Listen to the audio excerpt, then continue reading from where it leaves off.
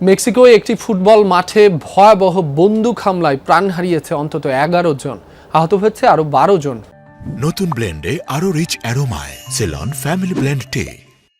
রোববার গুয়ানাজুয়াতো প্রদেশের সালামানকা শহরে একটি ফুটবল ম্যাচ শেষে এই হামলার শিকার হন স্থানীয়রা। প্রত্যক্ষদর্শীরা জানান, সে সময় অন্তত ১০০ রাউন্ড গুলির শব্দ শোনা যায়। একাধিক গাড়িতে চেপে কিছু বন্দুকধারী নির্বিচারে গুলি চালায় দর্শকদের ওপর। এতেই হতাহত হয় নারী ও শিশুসহ বহু মানুষ। এখনো জানা যায়নি ভয়াবহ এই আক্রমণের কারণ, চলছে তদন্ত। এ ঘটনার একদিন আগেই শহরটিতে হয় একাধিক সহিংস হামলার ঘটনা, যাতে প্রাণ হারায় ৫ জন ও অপহরণের শিকার হয় ১ জন। সম্প্রতি প্রদেশটিতে বেড়েছে বিভিন্ন গ্যাংয়ের প্রকোপ। হত্যাকাণ্ড, মাদক পাচার সহ নানা সন্ত্রাসী কর্মকাণ্ড চালাচ্ছে এসব সংগঠন।